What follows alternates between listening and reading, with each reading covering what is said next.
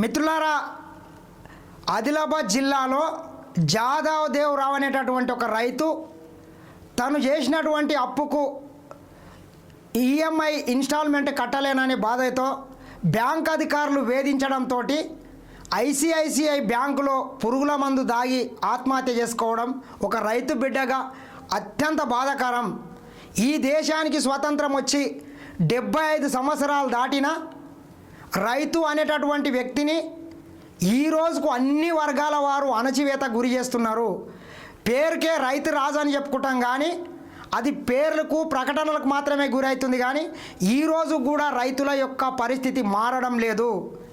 ఈ ప్రపంచంలో ప్రతి ఒక్క పారిశ్రామికవేత్త గుండు పిన్ను నుంచి ఎయిర్లైన్స్ దాకా తాను ఉత్పత్తి చేసేటటువంటి వస్తువుకు ధరను వాళ్ళే నిర్ణయించుకుంటారు. కానీ ఒక రైతు మాత్రమే, ఈ ప్రపంచానికి అన్నం పెట్టేటటువంటి రైతు మాత్రమే తను పండించినటువంటి పంటకు తాను ఏదైతే రేటుని ఫిక్స్ చేసుకోలేని స్థితిలో ఈరోజుకు రైతన్న ఉన్నాడు. రైతులు పంటలు పండించేసరికి ఇటీవల నేను రైతులన్న గురించి ఒక వీడియో చేసిన. రైతులు తాము 6 కాలం పంట పండించి ఎండనక వాననక వాగనక వంపనక పురుగనక పామనక తేలనక రాత్రి పగలు తన కుటుంబాన్ని తన భార్య పిల్లల్ని వదిలేసి కూడా చెట్లెంబడి గుట్టలెంబడి వెళ్ళి రాత్రి పగలు అడవి పందుల నుంచి వివిధ అనేక రకాలుగా ఇబ్బందులు పడుకుంటా కూడా పంటలు పండించి ఈ దేశానికి అన్నం పెట్టే రైతన్నని అందరూ దళారులు నిండా ముంచుతున్నారు. రైతన్న పండించినటువంటి పంటని మార్కెట్కి తీసుకెళ్లేసరికి ధరలు మొత్తం ఒక్కసారిగా తగ్గిపోతాయి. మార్కెట్లో దాని ధర తగ్గదు, కానీ రైతుల్ని కొనేటప్పుడు మాత్రమే ఈ ధరను తగ్గిస్తారు.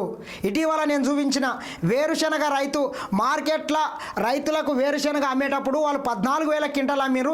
ఈరోజు రైతుల దగ్గర కొనేసరికి 6,000కి తీసుకొచ్చిండ్రు. ఎంత దారుణం మీరు చూడండి. కందులు ఈ రకంగానే, పత్తి ఈ రకంగానే, బియ్యం ఈ రకంగానే, ప్రతిదీ రైతుల్ని నిండా ముంచే కార్యక్రమాలే ఈరోజు మనం చేస్తున్నాము. రైతుల్ని మోసం చేసిన వాడు శాపం తగిలిపోతారు. దయచేసి దళారులు మిల్లర్లు అంతా కుమ్మక్కాయి రైతుల్ని మోసం చేయకండి. మీరు రైతుల్ని మోసం చేయడంతో ఈ రోజుకు ఈ దేశంలో ఉన్నటువంటి 90% రైతులు అప్పుల బాధతోనే బాధపడుతున్నారు. సరిగా బువ్వ కూడా తినలేకపోతున్నారు. మరి అదే కోవకు వస్తుంది. నిన్న ఆదిలాబాద్ జిల్లాలో జాదవ్ దేవ్ రావు అనేటటువంటి ఒక రైతు ఆత్మహత్య చేసుకోవడం అత్యంత బాధాకరం. రైతన్నలారా, ఈ దేశాన్ని దోచినటువంటి కొన్ని వేల కోట్లు ఎస్బీఐ బ్యాంకు కావచ్చు, వివిధ బ్యాంకుల దగ్గర అప్పులు తీసుకొని దర్జాగా ఆ అప్పులు నెగగొట్టి దేశం విడిచి పారిపోయి ఇంగ్లాండ్లో బతుకుతున్నారు దర్జాగా కాలర్ ఎగరేసుకొని. నీరవ్ మోడీ కావచ్చు, లలిత్ మోడీ కావచ్చు, ఇంకా విజయ్ మాల్యా కావచ్చు, ఈ రకంగా చెప్పుకుంటూ పోతే చాలామంది దొంగలు దేశం వదిలి దర్జాగా బతుకుతున్నారు. మరి మీరు చిన్న అప్పులు 2 లక్షలు 3 లక్షలు 50,000కు ఆత్మహత్యలు చేసుకోవడం మంచిది కాదు. అప్పులోడు వస్తే ఏం బీకడు, మహా అంటే వాడు వచ్చి మనల్ని ఇంత ఇబ్బంది పెట్టవచ్చు, ఉన్నప్పుడు కడతా అని చెప్పండి. కానీ ఈ రకంగా ఆత్మహత్య చేసుకోకూడదని మరొకసారి మా రైతన్నలను ఒక రైతు బిడ్డగా వేడుకుంటూ, మరి ఆ రైతుకు ఏం జరిగిందంటే తనకున్నటువంటి 5 ఎకరాల భూమిలో 2.5 ఎకరాలను ఐసిఐసి బ్యాంకులో మార్గేజ్ చేసి 3.5 లక్షల అప్పు తీసుకున్నాడంట. అది ఎప్పుడు 4 సంవత్సరాల కింద. ఆ అప్పుకు ప్రతి 6 నెలలకు ఒకసారి 25,000 రూపాయల ఈఎంఐ కడతాడు. ఈఎంఐ కట్టుకుంటూ వస్తున్నాడు. మరి గత సంవత్సరం నుంచి ఆయన కొంచెం ఆర్థికంగా ఇబ్బందులు రావడం, తన భార్య అనారోగ్య కారణంతో హాస్పిటల్లో చుట్టూ తిరగడం, ఈ రకంగా ఆర్థిక ఇబ్బంది వచ్చి ఆయన 2 ఈఎంఐలు కట్టలేకపోయిందట. ఈ 2 ఈఎంఐలు కట్టకపోవడంతో బ్యాంకు అధికారులు, ఐసిఐసి బ్యాంక్ అధికారులు తన ఇంటికి వచ్చి తనను వేధించి నీవు కడతావా లేదని మెడ మీద కత్తి పెట్టి అడిగినంత పని చేస్తే ఆయన మనస్తాపానికి గురై పురుగుల మందు తీసుకొని వచ్చి అదే బ్యాంకులో కూర్చొని ఆయన అక్కడే తాగి ఆత్మహత్య చేసుకుంటే కనీసం బ్యాంకు సిబ్బంది పక్కనే ఉన్నారు. మరి ఆయనకు సకాలంలో పక్కనే రిమ్స్ హాస్పిటల్ ఉంది, అక్కడికి తీసుకెళ్తే ఆయన బతికేవాడు. మరి ఆ బ్యాంకు సిబ్బంది కూడా ఎంతసేపు వాళ్ళ అప్పు మీద వాళ్ళ కట్టాల్సినటువంటి పైసల మీద సోయి ఉన్నది. కానీ ఆ రైతు ఆత్మహత్య చేసుకుంటే కూడా కనీసము దానికి స్పందించలేదు. ఎక్కడి మానవత్వము? సచ్చేటప్పుడు ఏం కట్టకపోతారు? ఇంత దౌర్భాగ్యము, ఇంత దారుణం ఉంటుందా? మిత్రులారా, ఆలోచన చేయండి. దయచేసి బ్యాంకర్లు కూడా చిన్న వాటికి రైతన్నలను వేధించకండి.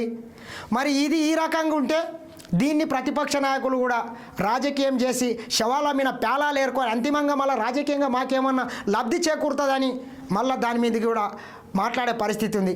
ఎంత దారుణం మీరు చూడండి. అప్పు చెల్లించాలని బ్యాంకు సిబ్బంది వేధించడంతో ఓ రైతు అదే బ్యాంకులో అందరి ముందు పురుగుల మందు తాగి ప్రాణాలు విడిచాడు. ఈ విషాద ఘటన ఆదిలాబాద్ జిల్లా కేంద్రంలోని ఐసిఐసిఐ బ్యాంకులో శనివారం జరిగింది. బేల మండలం రేణిగూడకు చెందిన జాదవ్ దేవ్ రావు 60 సంవత్సరాలు 4 ఏళ్ల కింద తనకున్న 2.5 ఎకరాల భూమిని మార్గేజ్ చేసి ఐసిఐసి బ్యాంకులో 3.40 లక్షల లోన్ తీసుకున్నాడు. 6 నెలలకోసారి 25,000 చొప్పున కిస్తీలు చెల్లిస్తున్నాడు. ఆర్థిక పరిస్థితి సరిగ్గా లేకపోవడంతో గత 2 కిస్తీలు చెల్లించలేదు. దీంతో ఇటీవల బ్యాంకు సిబ్బంది రేణిగూడ గ్రామానికి వెళ్లి అప్పు కట్టాలని జాదవ్ దేవ్ రావుతో వాగ్వాదానికి దిగారు. మనస్తాపానికి గురైన జాదవ్ దేవ్ రావు శనివారం బ్యాంకుకు వచ్చి అప్పటికే తనతో తెచ్చుకున్న పురుగుల మందును అందరి ముందే తాగాడు. తర్వాత తన కుమారుడు ఆకాష్ ఫోన్ చేసి విషయం చెప్పాడు. సెక్యూరిటీ కుర్చీలో 5 నిమిషాల పాటు కూర్చొని అపస్మారక స్థితిలోకి చేరుకున్నాడు. విషయం తెలుసుకున్న జాదవ్ దేవ్ బంధువులు అక్కడికి వచ్చి రిమ్స్కు తరలించారు. అప్పటికే చనిపోయినట్లు డాక్టర్లు నిర్ధారించారంట. ఈ రకంగా మరి ఐసిఐసి బ్యాంకు ప్రైవేట్ బ్యాంకు, అసలు దానికి ప్రభుత్వం ఇచ్చేటటువంటి క్రాప్ లోన్కు రుణమాఫీకి ఎటువంటి సంబంధం ఉండదు. ఈ సన్నాసులకు కూడా ఈ విషయం తెలుసు. మరి ఆయన 4 సంవత్సరాల కింద అప్పు చేస్తే మరి మీరు కూడా గతంలో మేము రైతులకు రుణమాఫీ చేసినాం రైతుల్ని రాజులు చేసినామని పేరుకు చెప్పుకున్నారు కదా కేటీఆర్, హరీష్ రావు. మరి మీరు ఎందుకు చెల్లించలేదు? మా పరిపాలనలో, మా సువర్ణ యుగంలో తెలంగాణ రైతులు రాజులైనరు. తెలంగాణ రైతులకు అసలు ఎవరి దగ్గర అప్పు తీసుకునే పరిస్థితే లేదు. తెలంగాణ రైతులు కాలర్ ఎగరేసుకొని తిరుగుతున్నారు మా అప్ప పాలనలని పదే ఈ సన్నాసులు చెప్పుకున్నారు. మరి రైతులు ఎందుకో ఆ రోజు అప్పులు చేసిండ్రు? మరి గతంలో మీ ప్రభుత్వం ఉన్నప్పుడు ఆ రైతు అప్పు మీరు ఎందుకు చెల్లించలేదు? అసలు మార్గేజ్ లోన్లకు ఎక్కడన్నా రుణమాఫీ అవుతుందా మిత్రులారా? మీరు ఆలోచన చేయండి. మార్గేజ్ లోన్లు కావచ్చు, బంగారం లోన్ కావచ్చు, వేరే ప్రైవేట్ బ్యాంకులలో తీసుకున్నటువంటి వాటికి కావు. ఖచ్చితంగా మనం క్రాప్ లోన్ మీద మన పట్టా బుక్కు బ్యాంకులలో పెట్టి తీసుకున్న దానికి మాత్రమే రుణమాఫీ అవుతుందని సోయి మీకు కూడా ఉంది కదా. గతంలో మీరు 4% చేస్తే మీరు కూడా అట్లేం చేసిండ్రు కదా. మళ్ళీ ఏది ఈ చిల్లర మల్లర రాజకీయం? ప్రతి దాన్ని రాజకీయం చేసి ఏం సాధించాలనుకుంటున్నారా మీరు? సన్నాసులారా, సిగ్గుండాలే కదా ఇంతనన్నా మళ్ళీ చెప్పడానికి. మరి దీని మీద నిన్న హరీష్ రావు మాట్లాడుతున్నాడు, పెద్ద నీతులు మాట్లాడుతున్నారు. ఒకసారి హరీష్ రావు ఏం మాట్లాడిండు వినండి. హరీష్ రావుకి అయితే ఇంతనన్నా సిగ్గుశరం లేదు. రుణమాఫీ ఎగ్గొట్టావు, నీ పుణ్యమాని రైతు పాపం ఆత్మహత్య చేసుకున్నాడు. ఎవరి పుణ్యము? ఇవాళనే ఆదిలాబాద్ జిల్లా బేల మండలానికి చెందినటువంటి ఒక రైతు ఆత్మహత్య చేసుకున్నాడు. నిజంగా అది రేవంత్ రెడ్డి ప్రభుత్వం యొక్క హత్య.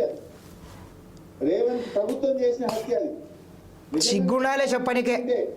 ఆ రైతు ఎందుకు చనిపోతుండే అని నేను ఈరోజు అడుగుతా ఉన్నా. ఆ రైతు పేరు జాదవ్ నాగోరావు, బహుశా గిరిజన రైతు ఉన్నట్టున్నాడు.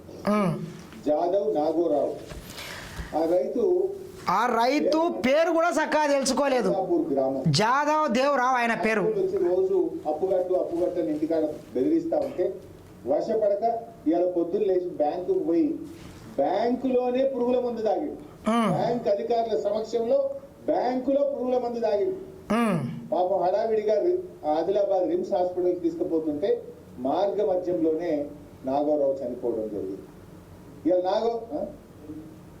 ఇవాళ దేవరావు అట్లుంటది. ఎవడో రాసిచ్చిన స్క్రిప్ట్ తీసుకొని ఆయన ఏ రకమైన లోన్ తీసుకున్నాడు, ఏ రకంగా అప్పు చేసిండు, అసలు దానికి రుణమాఫీ వర్తిస్తుంది అనే సోయి కూడా ఉండాలి కదా. గత 10 సంవత్సరాలు మంత్రిగా పనిచేసినటువంటి వ్యక్తి ఒక సమాచారం తీసుకున్నట్లు కూడా ఇట్లా ఏది రాసిస్తే చదివితే నీ సిగ్గు, నీ ఇల్వ, నీ ఇజ్జత్ పోతుంది. హరీష్ రావు, శవాల మీద రాజకీయం చేయకండి. మీకు దమ్ముంటే, మీకు శాతనైతే తెలంగాణ రాష్ట్ర ప్రజల్ని 10 సంవత్సరాలు నిండా ముంచి మీ పార్టీ అకౌంట్లో 1500 కోట్ల ఆస్తులు ఉన్నాయి. ఆ చనిపోయిన రైతు కుటుంబానికి ₹1 కోటి నష్టపరిహారం ఇవ్వండి. తెలంగాణ రాష్ట్ర ప్రభుత్వం దగ్గర ఎట్లా పైసలు లేవు, ఎందుకంటే 7.5 లక్షల కోట్లు అప్పు చేసిండ్రు. మీరు చేసినటువంటి అప్పులకు మీరు చేసిన సక్కదానానికి మిత్తులు కట్టడానికైనా సరిపోతలేవు. మరి మీ దగ్గర వేల కోట్ల ఆస్తులు ఉన్నాయి, అంతస్తులు ఉన్నాయి, ఫామ్ హౌజులు ఉన్నాయి, బంగ్లాలు ఉన్నాయి, విమానం ఉంది, హెలికాప్టర్ ఉంది, బస్సులు ఉన్నాయి, వివిధ రాష్ట్రాల్లో మీ పార్టీ ఆఫీసులు ఉన్నాయి, మీ పార్టీ దగ్గర వేల కోట్ల ఆస్తులు ఉన్నాయి. వాటన్నిటిని రైతులకు, ఆత్మహత్య చేసుకునే రైతులకు ఇవ్వండి. మీకు నిజంగా రైతుల మీద ప్రేమ ఉంటే హరీష్ రావు, కేటీఆర్ ఏదైతే రైతు జాదవ్ దేవరావు చనిపోయిండో ఆయన కుటుంబానికి 1 కోటి రూపాయలు ఇవ్వండి ప్రస్తుతం. అప్పుడు మీరు నిజమైన రైతుల పక్షపాతాన్ని మేము కూడా ఒప్పుకుంటాం. ఎందుకు చిల్లర మల్లర రాజకీయాలు, ఎందుకు చిన్నదాన్ని పెద్దగా చేస్తారు? ఇకనైనా ఇటువంటి సిగ్గుమాలిన ప్రకటనలు, ఇటువంటి దిక్కుమాలిన ఆలోచనలు మానుకుంటే బాగుంటుందని మరొక్కసారి కల్వకుంట్ల కుటుంబాన్ని, అదేవిధంగా అగ్గిపెట్టే మంత్రి హరీష్ రావుని మరొక్కసారి హెచ్చరిస్తున్నా. రైట్.